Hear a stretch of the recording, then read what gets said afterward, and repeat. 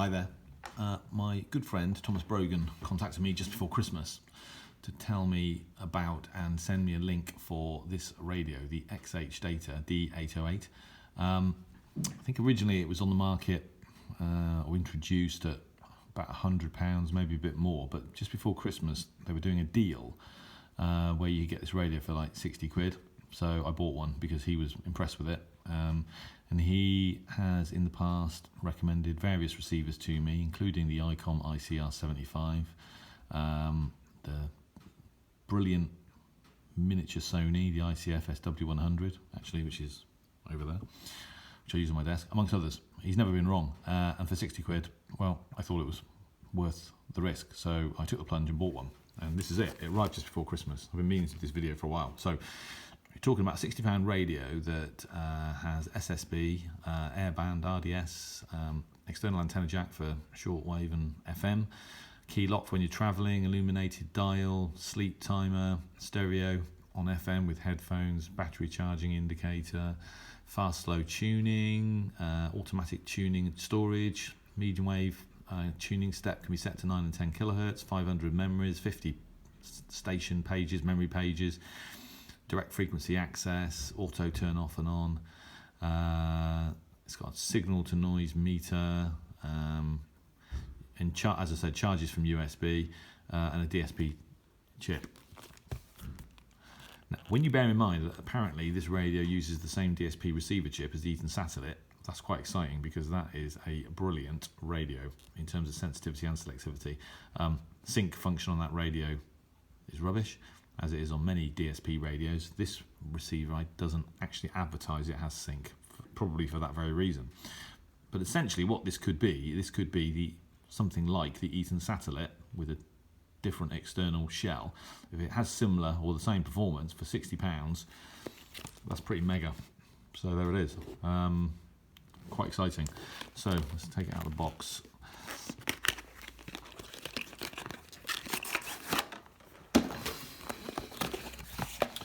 First thing you notice is that it's pretty small. I would say it comes with an instruction manual, and I've looked at the PDF of this. It's actually really clear. It's a really good, clear instruction manual. It doesn't go into a huge amount of detail, but provides enough detail.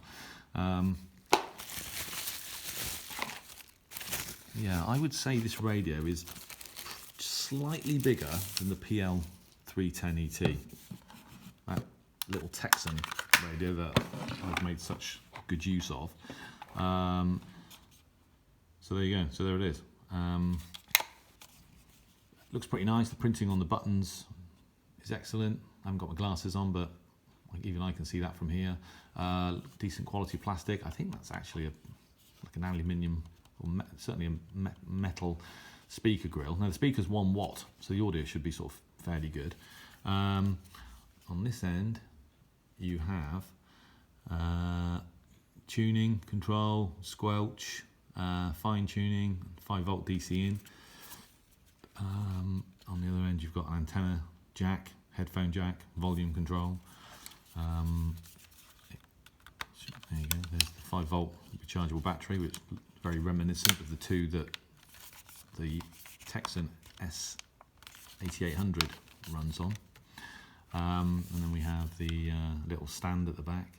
So FM as normal, AM 522 to 620 or 520 to 1710 with the 10 kilohertz steps. Long wave 150 to 450 kilohertz, and then we have airband 118 to 137, shortwave to 30 megs. There you go, pretty nice.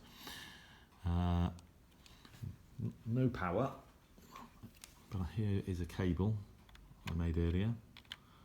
So get this in the right way. Here we go. For the surgery, and we were told the operation The radio 4 on FM. fine, but by that time he was so weak With from RDS. having to wait for so long that he developed an infection himself. So there you go, pretty nice radio. So there's buttons on here. We've got a page scrolling button, frequency so you hit that button for direct access for inputting frequencies. There's a light pretty good actually. I don't know if it stays on or not. Airband, shortwave, longwave, medium wave, FM. Okay, AM, BW, FM stereo. So that, with that button, you can set AM to FM, stereo, mono, auto. If we go to AM,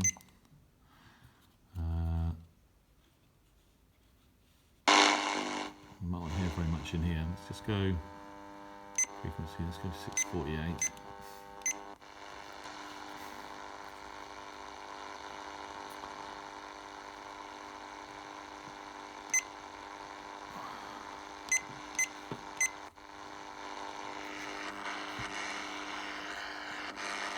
Pretty noisy in here. So Caroline, 693.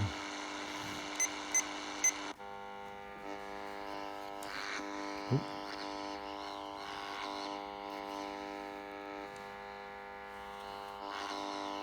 Naffle.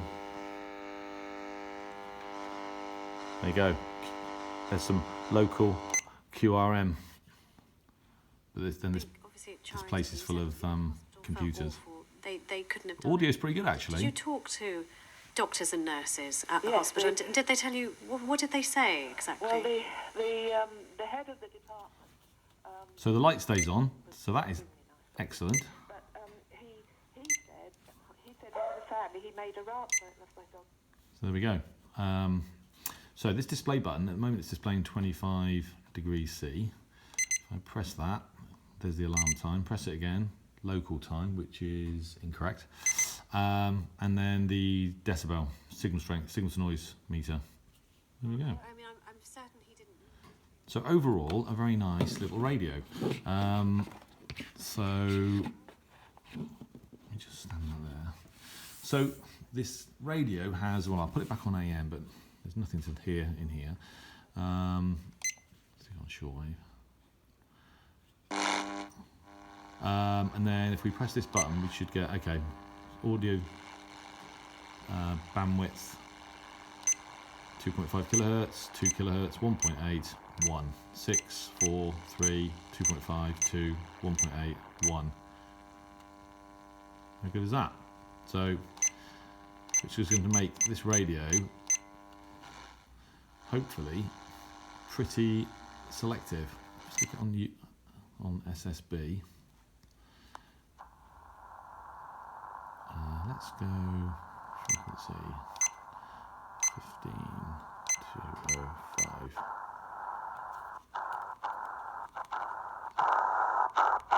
See if I can find anything at all in the office on shortwave.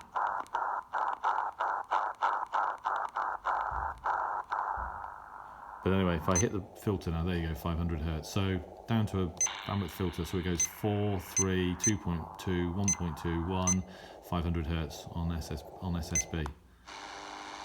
So there you go. So, you know, this radio has got all the features that you would want. So that's actually quite exciting. Because, as I said, with my Eton Satellit, I have, well, heard a lot of really good DX with that radio. This is the sort of radio you could take to Brazil. I mean, I got the PL 880 to take to Brazil, but, you know, that's radio costs quite a lot of money. This costs £60. But in terms of the actual numbers, so signal to noise sensitivity on FM apparently is greater than 0.5 millivolts per meter. Medium wave greater than, sorry, on FM is greater than 3 millivolts per meter. On medium wave is greater than 0.5 millivolts per meter. Long wave greater than 10 millivolts per meter. Short wave greater than 10 microvolts per meter, and on FM air greater than 0.5 microvolts. So an AM selectivity greater than 80 decibels. So, you know, looks reasonably well specified. There are various ways to tune this radio,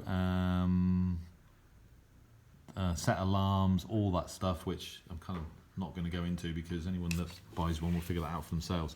For me, when you're buying a portable radio, the fundamentals are good, obviously, sensitivity, And if this does indeed use the same DSP chip then as the Eton, then that bodes well, and good selectivity. Obviously, a requirement for an external antenna jack, which this has. I suppose overloading is really the issue.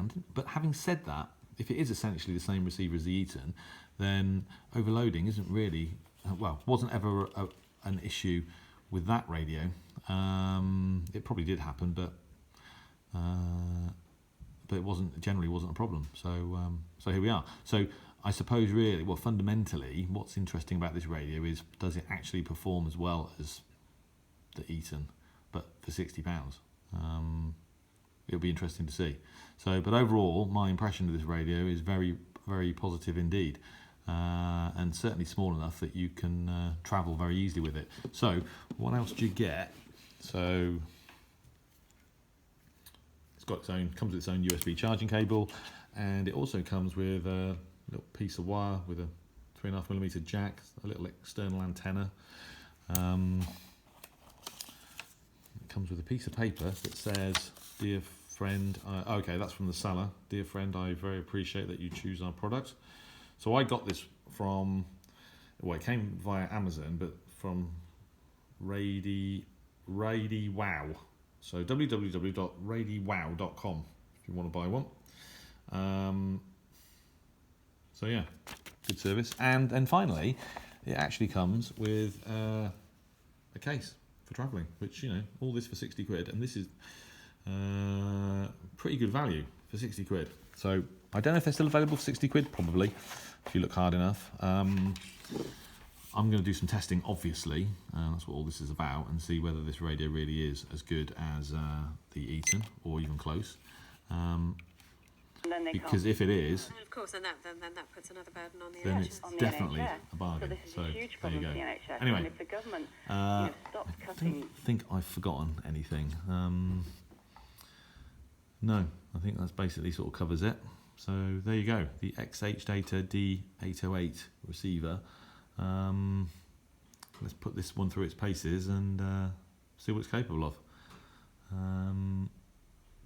Okay, I think that's it. Well, thanks very much for watching, and keep on the lookout for some reception videos to come at some point soon.